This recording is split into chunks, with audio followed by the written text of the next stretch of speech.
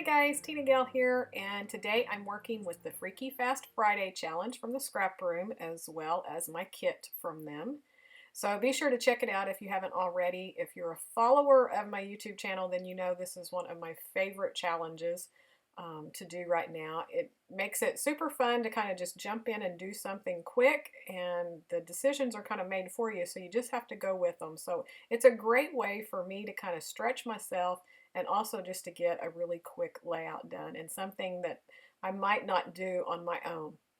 So the first thing I did was just kind of the smushing technique with some of my Tim Holtz Distress inks, and I just put it on some plastic and then watered it down and smushed it onto the paper. And you might have noticed in the beginning I was looking at the cardstock and it's more textured on one side, on the front side, so I flipped it over to the back so that it was a little bit smoother since I was going to smush all of the ink and stuff on there. So I just find that it works just a little bit better. And then I took my gold color shine and just sprinkled around on it. I knew I wanted some of the gold throughout there. This is Pink Paisley's Moonstruck collection, and it has some gold accents in it that's just gorgeous. So I just wanted to do some more of it. So here's all of the papers. I've cut them down to the sizes that were on the guidelines for the Freaky Fast Friday. And you'll notice here that originally I was going to use the other side of that paper, that heart paper, to the pink. And when I flipped it over to put the adhesive on, I was kind of stopped because I really wanted more of that heart paper showing, and originally it was just the smaller piece that you see here in pink now. And I wasn't quite happy with that, so when I flipped it over to put the adhesive on, I thought, I kind of like that with just the white and then the hearts, and it kind of flowed better with the white background, I thought, and then the inking that I had decided to do. So I ended up taking the adhesive off and flipped it over and used the heart side instead. And I'm really glad that I did. I like it a lot better.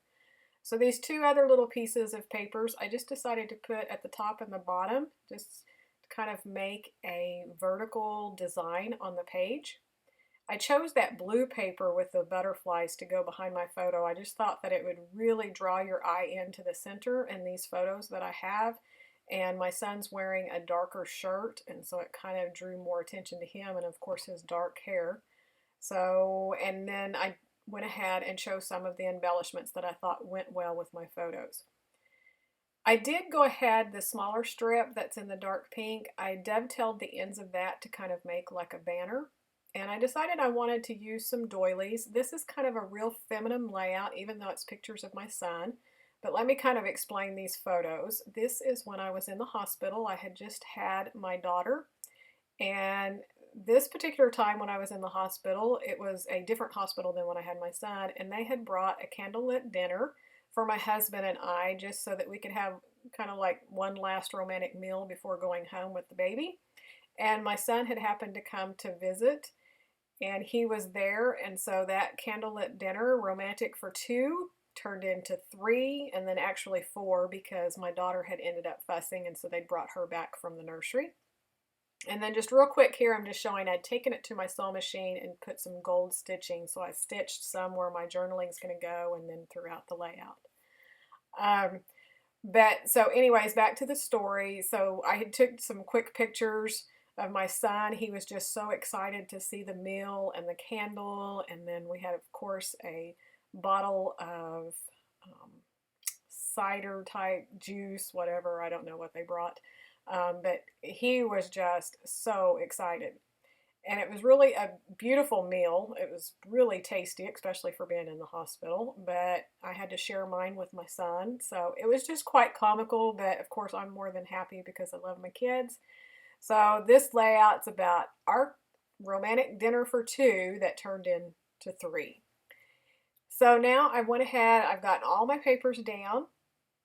I'm deciding where I want my embellishments. And I loved these florals, but there was only one in my kit. So I went back because I knew we had gotten some other florals from the Pink Paisley line that kind of matched this. And so it was from a previous kit from the Take Me Away collection. And it's the cluster one down on the bottom left right now. So I picked it out of my stash to add in so I could have flowers at the top right and some at the bottom left.